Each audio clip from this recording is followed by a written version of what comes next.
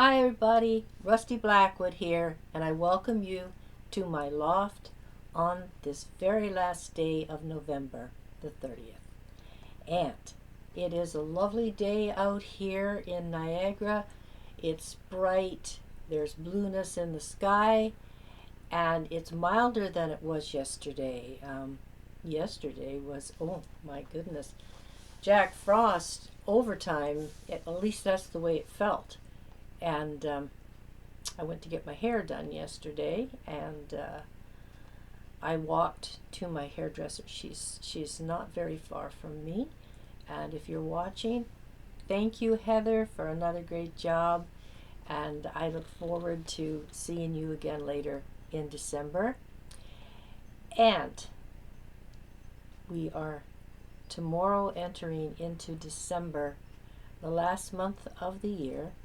And in my opinion, December is one of the nicest months for me. And I say that because I find December such an exciting month. October is my favorite month, as you've heard me say.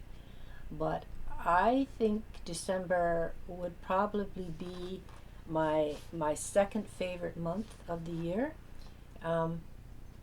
And mainly because of what it leads up to. And it's so festive. Everybody seems to be more pleasant in December than they are any other time of the year.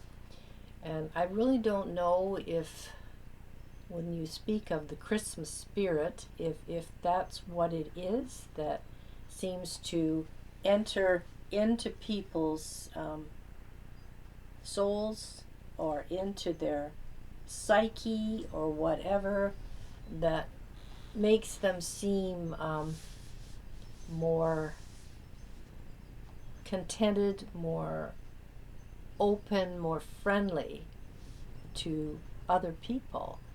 And that hasn't been happening a lot these last few years.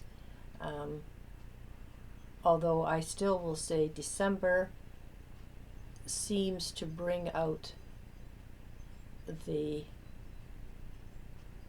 kindness in people, and we need so much more of that.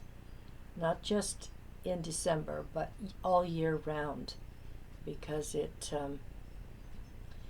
carrying hate and carrying bitterness and carrying vengeance and what have you around with you daily 24/7, you're going to find where that's going to get you health wise. And so it's just nice to greet people with a smile on your face and some warmth in your heart, and realize that not everybody is as fortunate as you are. And I think a lot of people lose track of that. They're always worrying about what they don't have, instead of celebrating what they do have and being thankful for that, and giving thanks for that, because it really could be a heck of a lot worse than what it is. And so my sale is in full swing now, as I spoke about in the last two videos that I've done. My autumn series, as you see sitting here beside me, beginning with the Perils of Autumn, and then the first of the two-part sequel, Return to Autumn Part 1 and Return to Autumn Part 2. And I have all of my novels, Passions in Paris, Revelations of a Lost Diary, and Willow's Walk, as well as the Autumn series, on sale for $20 per novel, and which is a savings of $5 overall of the cost of it individual novels. And I'm offering my Autumn series at, of course, $20 per novel, or the entire three, the set, for $50, and you save yourself $10 by if you get the entire set. And this offer is for the Niagara residents in my vicinity, the St. Catharines area, Beamsville, Vineland, Grimsby, and onward down towards Fort Erie.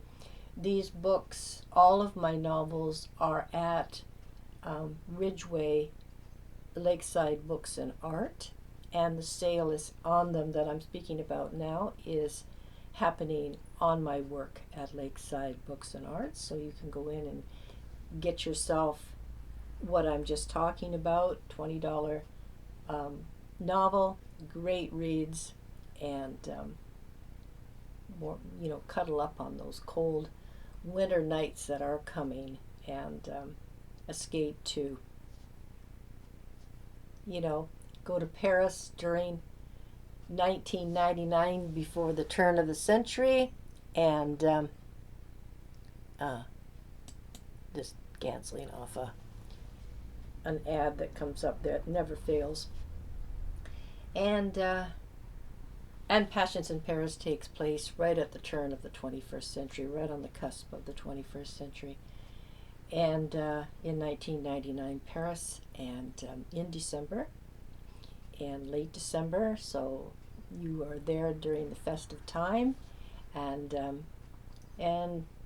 embarking on quite a journey that you will take with Joy and Cully, the two main characters of Passions Revelations.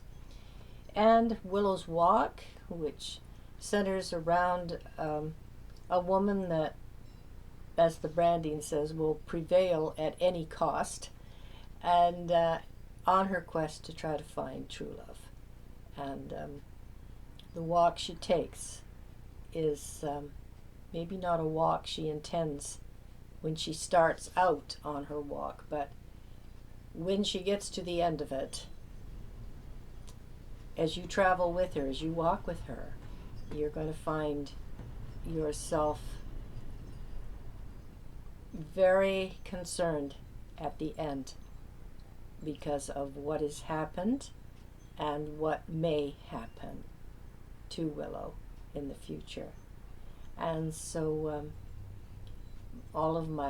both those two books, Passions was given a 4-star rating by Google, and Willow's Walk was my very first 5-star awarded novel, and it was given to me by Reader's Favorite Books, and that was so uplifting. It was even awarded to me before the novel was published, and so that was a really good uplifting feeling to know that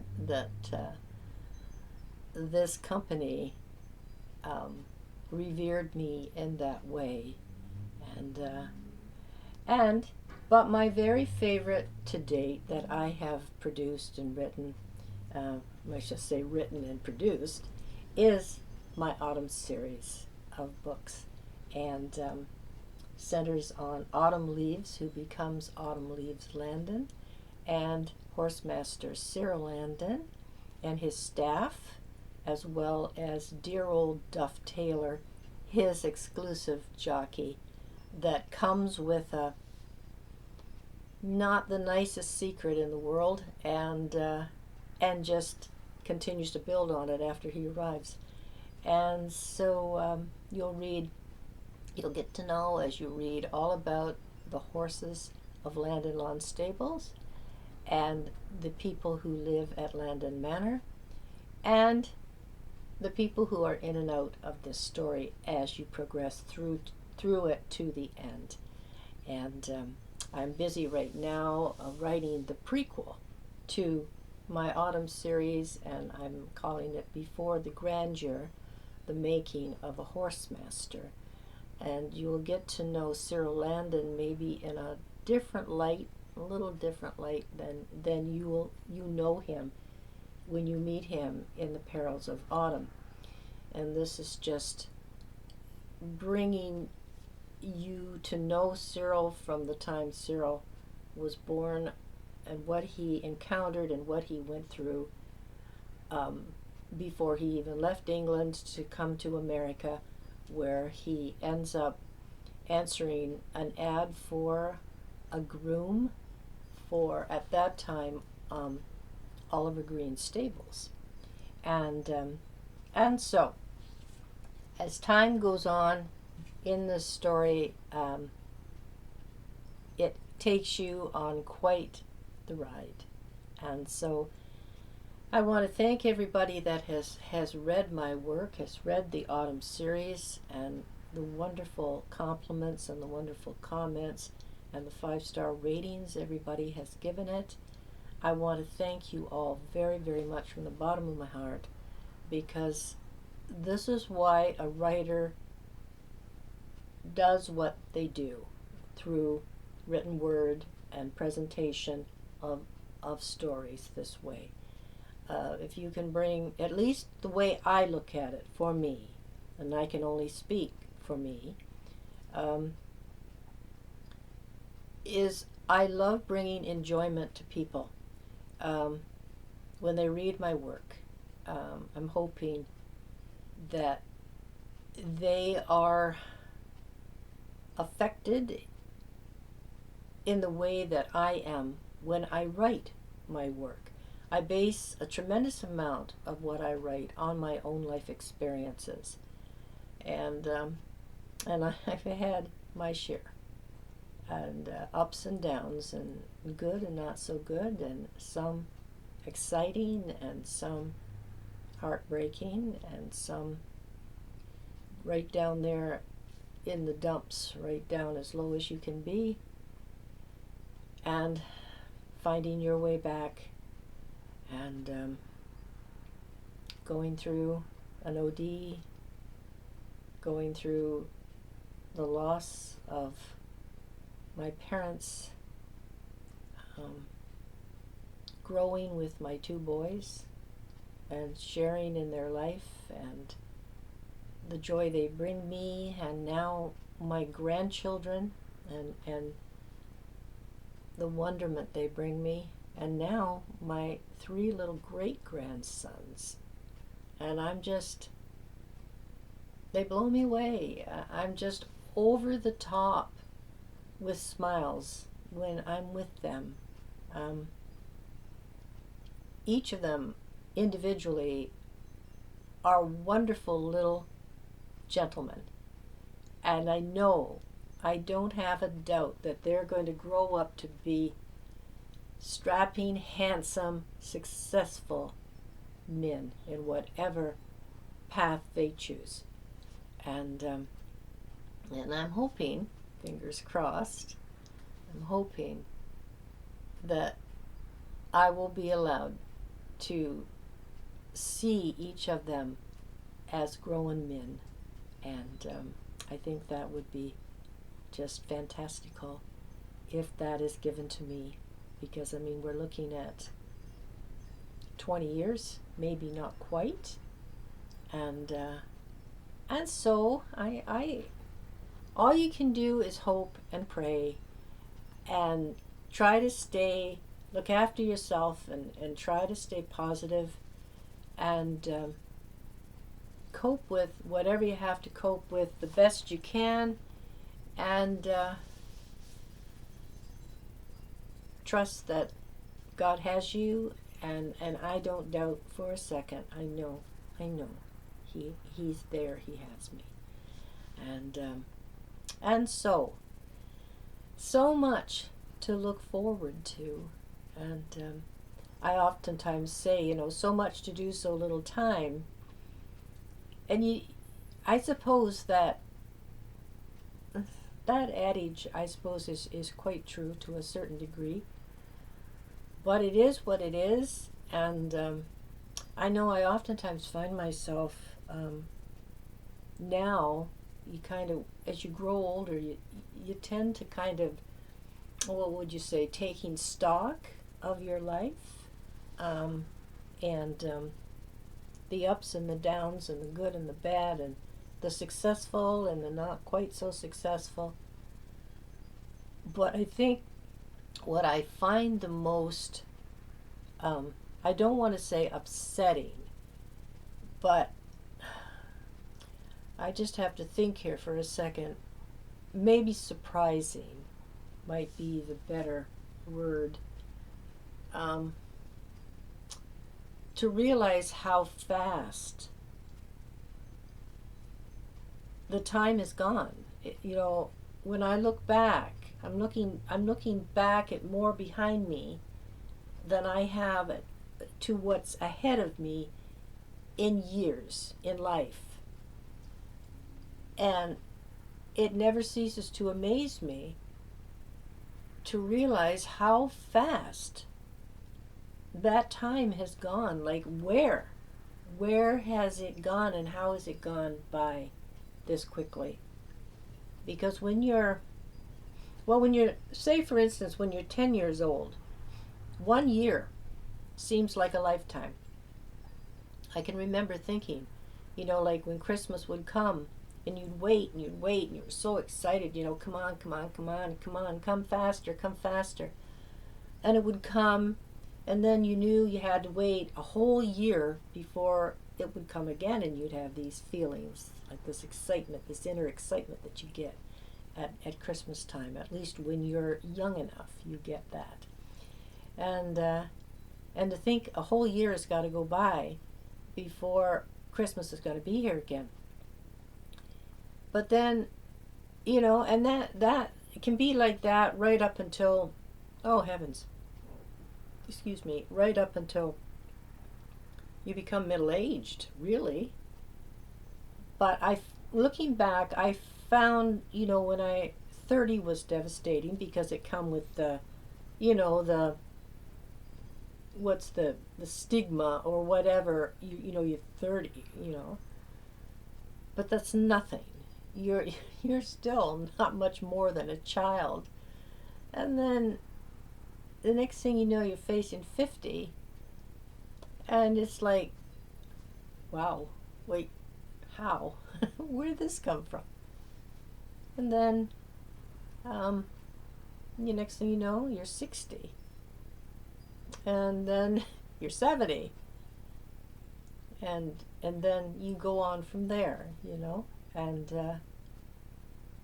you find yourself wondering, where did it all go? How did it all get away this fast?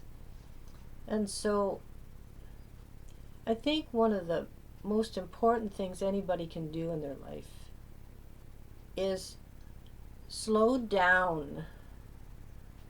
Don't be running like a chicken with its head cut off, worrying, like, oh, I've got to do this, I've got to get there, this has got to get done, oh my, I don't have enough time. I think we are our own worst enemies in that respect, because we let ourselves get caught up in this rat race, in this rush. Like, for what? What are we rushing for? Stop and as I always used to say, stop and smell the roses. Stop and give yourself a chance to gather yourself and to smell the roses, all the different beautiful scents that are in the air, that I wish I could smell, because I was born with the inability to smell sweet things. I can smell the odd sour thing, like lemons and ammonia and vinegar, things like that. Lemons, beautiful lemons. But when it comes to the sweet things, cooking smells in the air of spice and herbs a turkey roasting or any type of soup cooking or anything like that. It's lost on me. It's just over my head. Or perfumes. For me to smell any perfume or cologne, it would have to be so strong that you wouldn't want to wear it. It would be overwhelming. And and so for me, I mean, I've never known any different. That's the way it always was, and it's the way it always will be. But maybe because I don't have the full sense of smell in that respect, I I have maybe better hearing. My hearing is fantastic. I can hear a pin drop a mile away, and but and my eyesight is, if for my age, is hanging in there pretty darn good. I do have to use reading glasses when I'm working and when I'm typing, things like that, or reading, of course. Um, but overall, I think I'm doing not too bad. And but thinking about time and how people rush, and I really do wish that everybody, everything could get back to basics, even though we know. I mean, you gotta continue to move forward. You can't constantly be looking back and wishing things were still that way, because I mean that's not how you grow. You must move forward. So, got my rusty cup, as I always do, with my R on it. Thank you, Corrine, very much. I love this cup, as I have spoken about in different videos, and it is my very favorite cup. I think it's my very favorite cup I've ever had. So, cheers, everybody. I'm going to have some coffee. It's a nice day for a nice hot drink. So, hope you're having something nice as well. Mm, that is good. That is so good. I think I'm more of a tea drinker than I am coffee, but every once in a while I get the urge that I want, a good cup of coffee, and so I'm having one. So that's kind of cool. And so let me see, what else can I speak about here when the time we have left. I mean, we're not that far off the 30-minute mark. We're just over 20 minutes. And I find, as I've spoken about, that when I don't do quite as long a video, they upload faster, and it's just, it's just better. And so I've got my loft decorated. I'm not really showing it to you, just a bit of holly here with the autumn series, and and some flowers that you can sort of see in the distance. But as we get more into December and I do my videos, I will use my Christmas setting and do my videos from that. And as I've spoken about in prior videos, my dear friend Gina Iafredi, my fellow author here, authoress, we are authoresses, and of doing, having her as my guest and doing a video where you can meet her, and she can speak about her books to everybody out there, to all of you, and because all of her work is available on Amazon.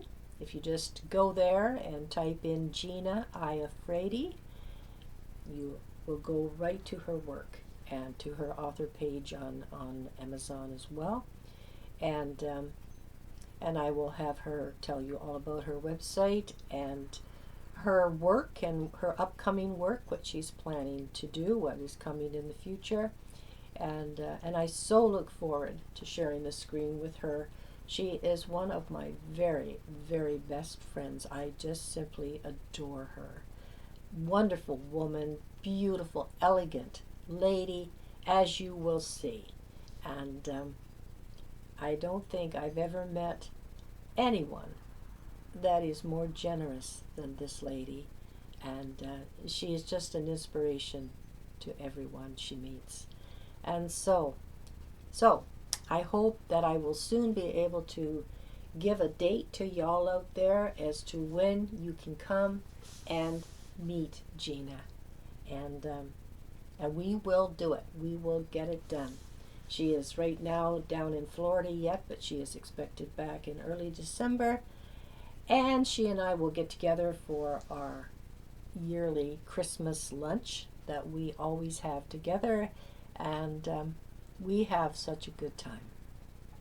I think because we have an awful lot in common. We are both writers, and we're romance authors or novelists, I guess you would say. And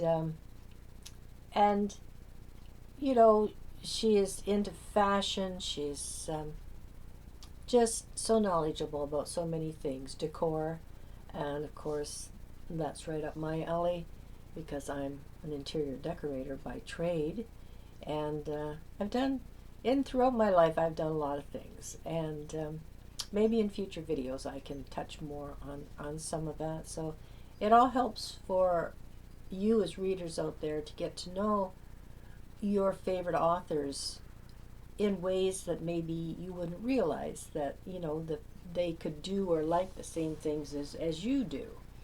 And I think some people look at a writer and think, oh my, what a lonely life. It can be, because it is a job you do alone. You do yourself, you and your computer or your typewriter, however you choose to do it. And but it is rewarding. You have to have a passion for it, which I'm fortunate that I do. Otherwise, I would have thrown the towel in long ago. But I think when you can get to know a writer in different aspects of their life, their likes and some of the things they've done and things like that, I just think it helps to broaden the scope, maybe to realize that your favorite author is a human being the same as you are, and like, don't put me on a pedestal, because this is something that I love to do, and I'm fortunate that I can do it. Some people can't always get to do something that they truly love, and so in that respect, I'm very blessed. And I think anybody that gets to do what they love to do are blessed. And so we're just coming up to the 29-minute mark, and so I'm going to close this video for today. And I'm going to thank you all for tuning in, and please like the video, please comment it if you would, please share it around, and please continue to subscribe to my YouTube channel. And I thank you, Usha, for all that you do to help promote my work. And you're going to have a new one here in a few minutes to do your thing with. And so, be well, everybody. Stay strong. Just don't bow down. Don't be given in. Don't be browbeaten. And as Chris Sky always says, just say no. It's very easy to do.